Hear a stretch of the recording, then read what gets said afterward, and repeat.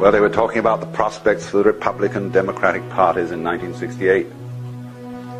And then they got onto the question of automation and the problems of unemployment that it was making and the difficulties of transferring workers from this to that when they were only trained for this. Finally, I said, the trouble with you gentlemen is you still think money is real.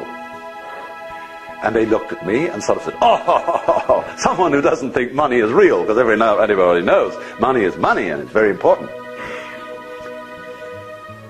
But it just isn't real at all, because it has the same relationship to real wealth, that is to say to actual goods and services, that words have to meaning, that words have to the physical world.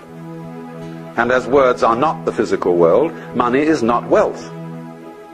It only is an accounting of available energy, economic energy.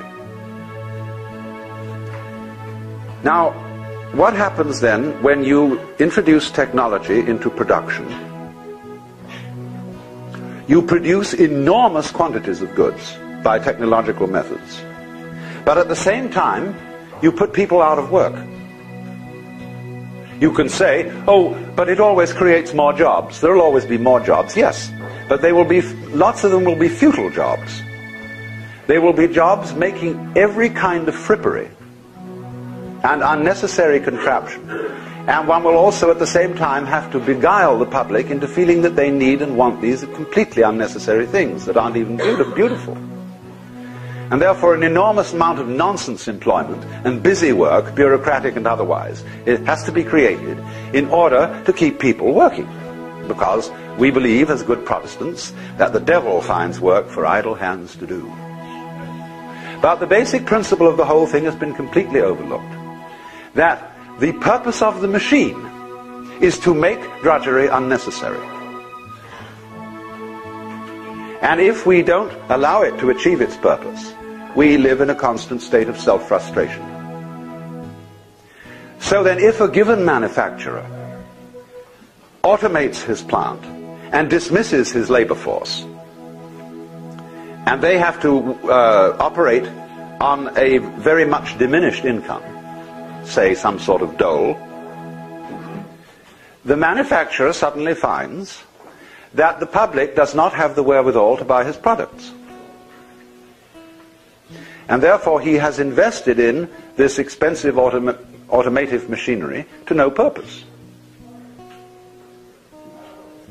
And therefore, obviously, the public has to be provided with the means of purchasing what the machines produce. People say, that's not fair.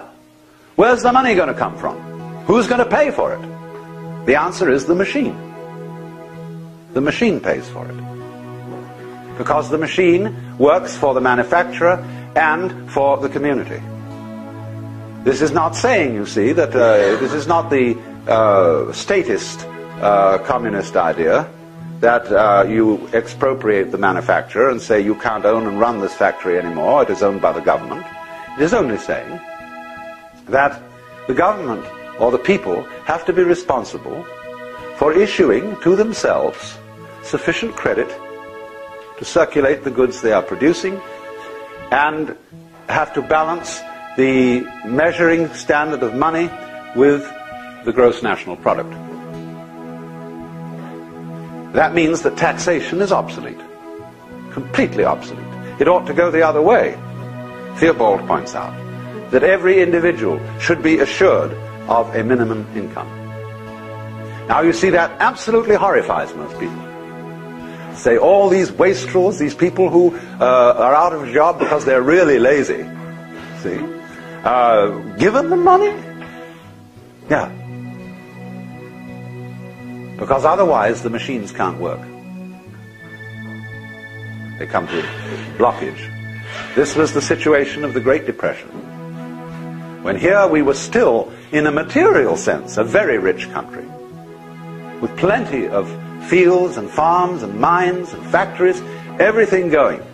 But suddenly, because of a psychological hang-up, because of a mysterious mumbo-jumbo about the economy, about the banking, we were all miserable and poor, starving in the midst of plenty, just because of a psychological hang-up. And that hang-up is that money is real, and that people ought to suffer in order to get it. But the whole point of the machine is to relieve you of that suffering.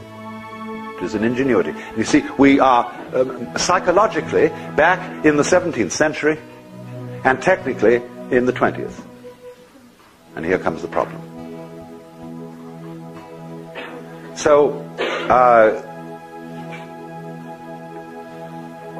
what we have to find out how to do is to change the psychological attitude to money and to wealth, and furthermore to pleasure, and furthermore to the nature of work. And this is a formidable problem. It requires the best brains in public relations, in propaganda, in all that kind of thing, in all the media, television, radio, newspapers, everything, to try to get across a message to the vast general public about what money is. You see, the difficulty is this.